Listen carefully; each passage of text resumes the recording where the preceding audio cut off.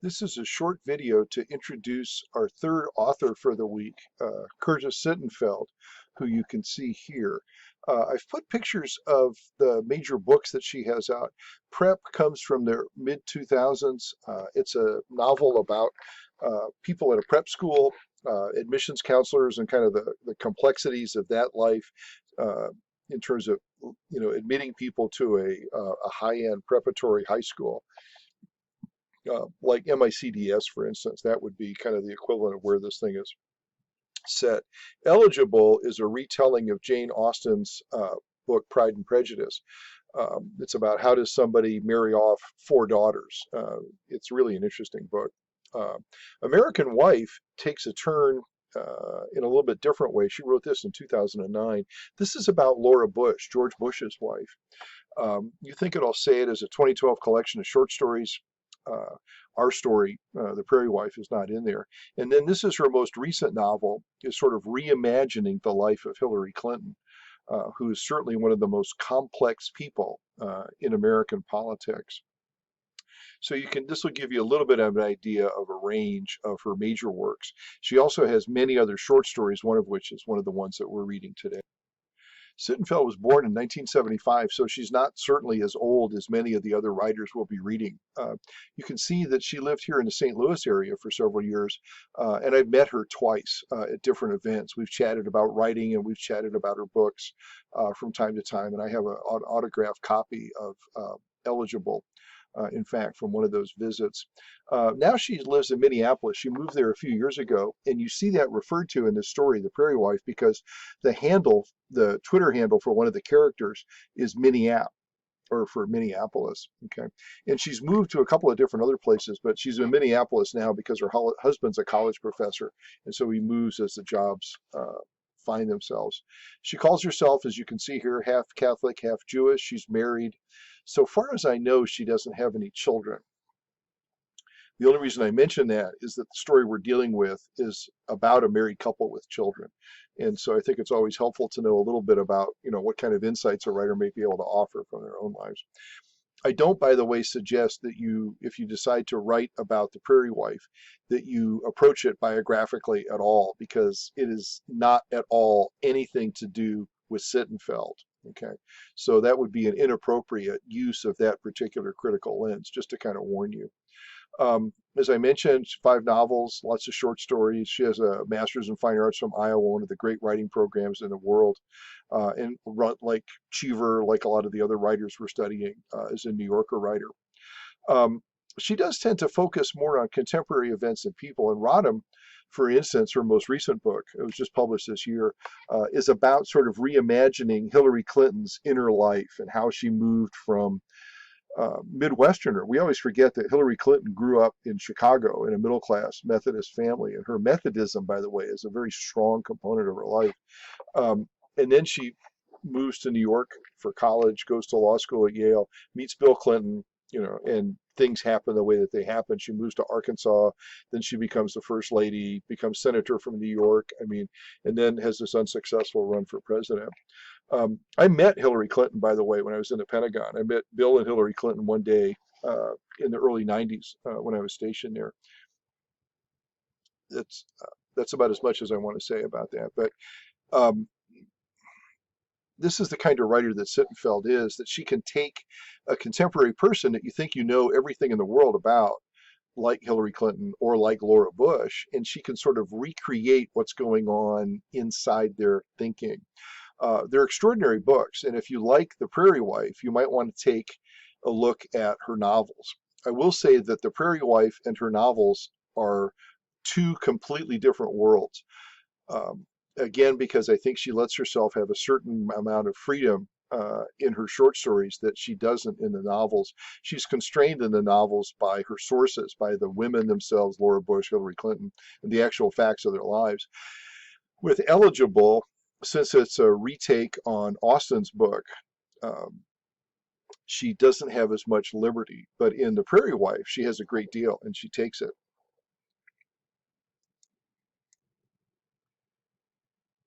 In Sittenfeld stories, you'll tend to see some of the same kinds of things that you're going to see in the Prairie Wife. They're stories that sometimes concern themselves with marriage, and certainly Rodham and An American Wife are books that very much focus on the idea of marriage.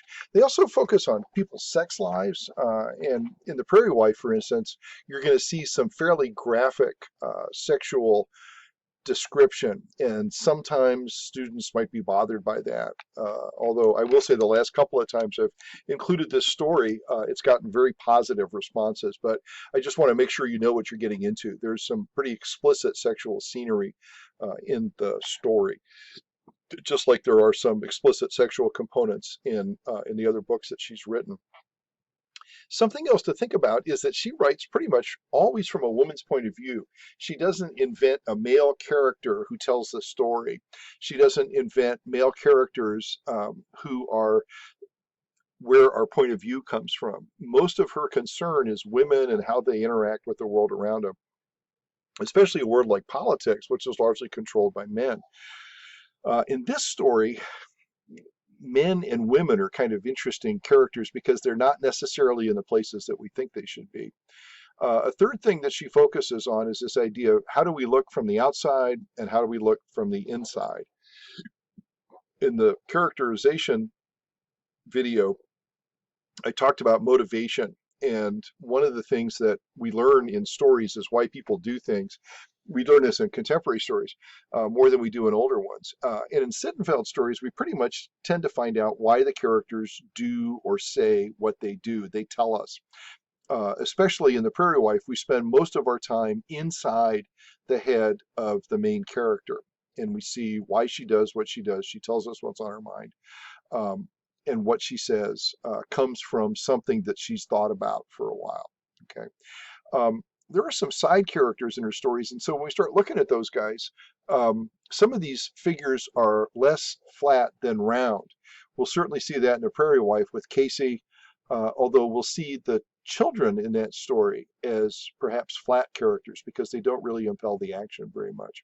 And there is one character, Frank, who seems to be neither round nor flat, but we'll see. Again, because we're in a society where women are the focus, we have certain expectations about women and how they act and what kind of roles they offer or they occupy and what they can do and what they can't do. And even though these things are changing all the time, the stereotypes are very powerful. And a lot of times the conventional wisdom about what women can do and can't do and how they should act or not act are still extraordinarily limiting in some ways for women. We have nowhere near, I think, really achieved the kind of equality between men and women that a lot of feminists have argued for. In fact, if you're kind of drawn towards gender criticism, this would be an interesting story for you. You've also got to think about the role of chance, the role of fate. This is something the Greeks would have been concerned about. Uh, because sometimes things happen that the characters in Sittenfeld stories don't expect. Not so much in American Wife or in Rodham, but in some of her short stories, and certainly in this one. Something happens by chance uh, that upends the whole plot at one point. And so it's an interesting thing to see whether that chance is forced, I mean, in the sense that it's some kind of author contrivance, or whether it's something that we should have expected to happen all along. And then in The Prairie Wife, there's this other piece that shows itself a little bit in some of her books, and that's this idea of revenge. The notion that when somebody hurts you or somebody does something that causes you harm or pain, you sort of have an obligation, or at least you think you have an obligation to revenge that in some way. And that's certainly an element in this particular story.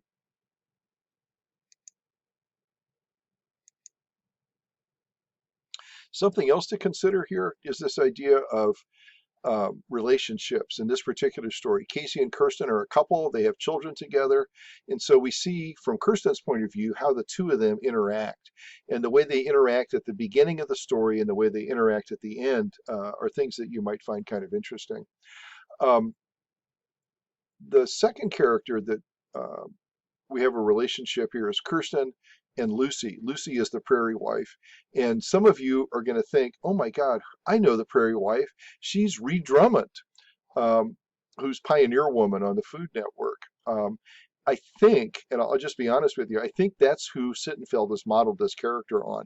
But Ree Drummond is not the Prairie Wife. The Prairie Wife is her own character in the story, Lucy Hedrick.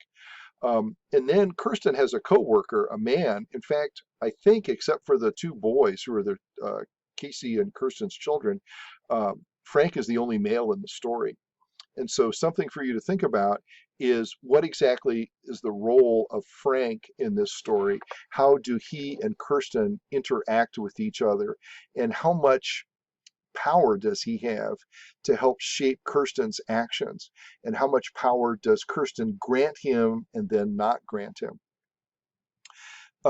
The narrative structure of the story is kind of interesting because it starts in the present and then it moves to the past. We get an explanation of how Lucy and Kirsten meet and what kind of actions they take at this earlier time. Then we come back into the present. And so it's sort of an interesting structure because we're looking here at how the narrative is impelled, and one of the questions you might want to ask is, why do we have a narrative that goes back and forth in time? I think from my perspective, Sittenfeld does that very well, but others of you might have different notions about that. There is an element of surprise in the story too, and I won't spoil it, but I will suggest that there are a couple of surprises in here that you might want to be prepared for.